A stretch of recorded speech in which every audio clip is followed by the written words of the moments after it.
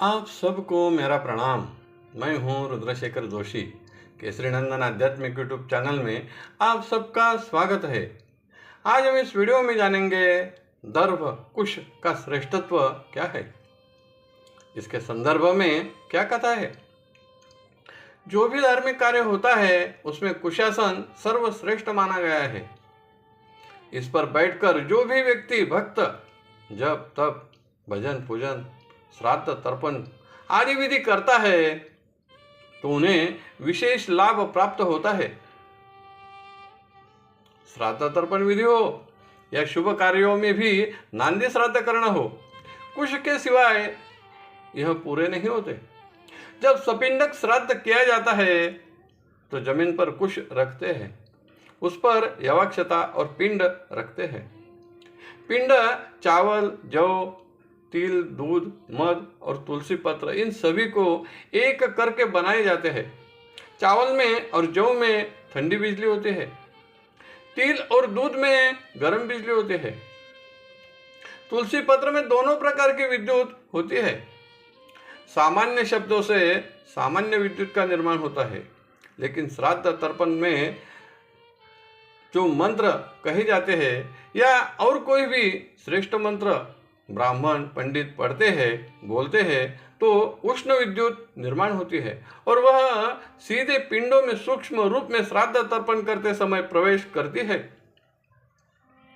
क्योंकि पिंड भी दर्भ पर रखे होते हैं और ब्राह्मण या श्राद्ध करता भी कुशासन पर बैठा है तो वेद मंत्रों से निर्मित विद्युत जमीन में प्रवाहित नहीं होती और इसका विशेष लाभ उन्हें प्राप्त होता है। यही कुशासन का श्रेष्ठत्व है। ऐसा परलोक और पुनर्जन्म ग्रंथ पान नंबर 348 पर वर्णित है। यह एक श्रेष्ठ तृण वनस्पति होने के कारण इसे तोड़ने से पहले आमंत्रित किया जाता है। तब मंत्र कहते हैं हुम फट विरंचिना सवोत्पन्ना परमेष्टि निसर्गज नुद सर्वाणी पापानी दर्भ स्वस्ति करो भव। अर्थात हे दर्भ, तुम ब्रह्मा जी के साथ उत्पन्न हुए हो, साक्षात ब्रह्म स्वरूप हो, स्वभावतः प्रकट हुए हो।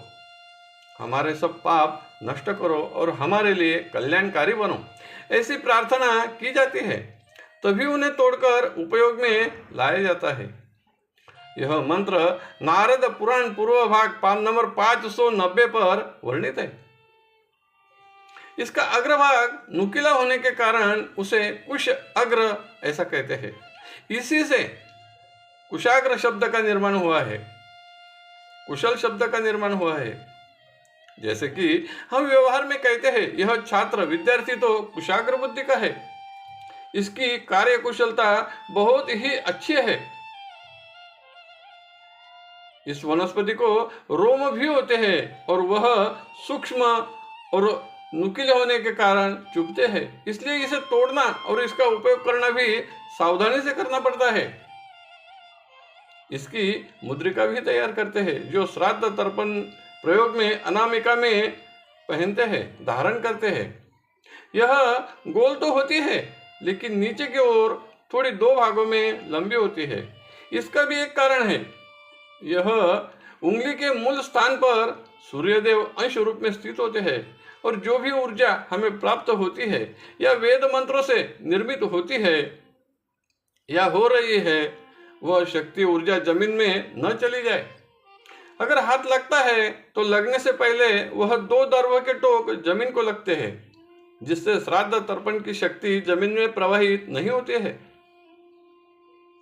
लंका में जब सीता माता थी तब केवल तिनके के सहारे ही वह रावण का सामना करती थी। रावण आगे बढ़ते ही तिनका दिखाया तो रावण पीछे हट जाता था। वह तिनका दर्भ ही था।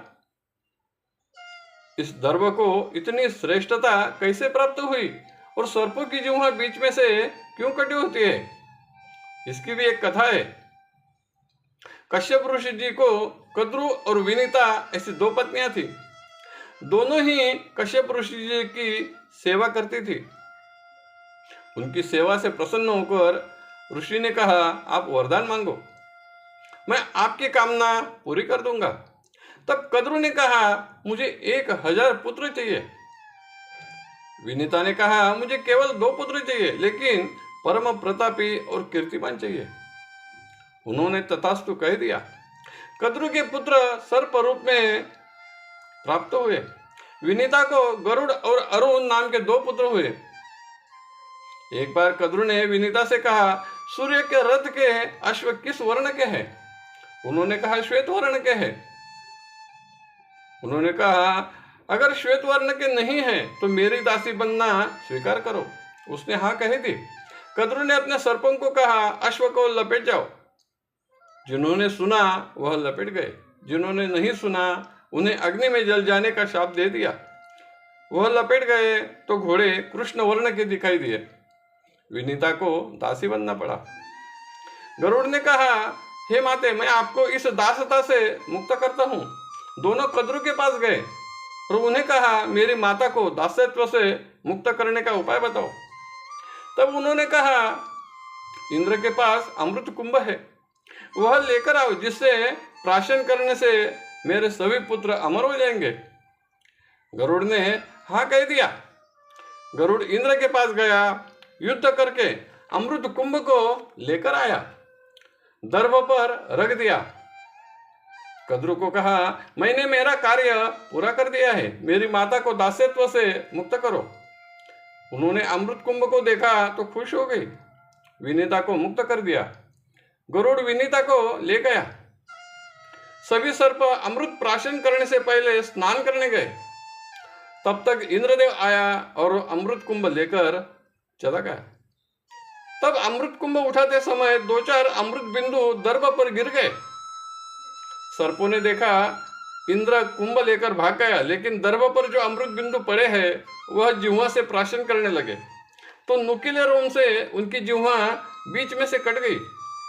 तभी से सभी सर्पों की जिह्वा बीच में से कटी होती है, और दर्भ को अमृत का सानिध्य प्राप्त होने से उनका श्रेष्ठत्व और बढ़ गया। इसीलिए सभी श्राद्ध तर्पण कार्यों में दर्भ का उपयोग करते हैं। यह कथा श्री देवी भागवत ग्रंथ स्कंद 2 अध्याय 11 में वर्णित है। कथा बहुत विस्तार से है, लेकिन यहाँ संक्षेप में कही है। यह सभी जानकारी नारद पुराण ग्रंथ, परलोक पुनर्जन्म ग्रंथ और देवी भागवत ग्रंथ से संकलित करके इस वीडियो में प्रस्तुत की है।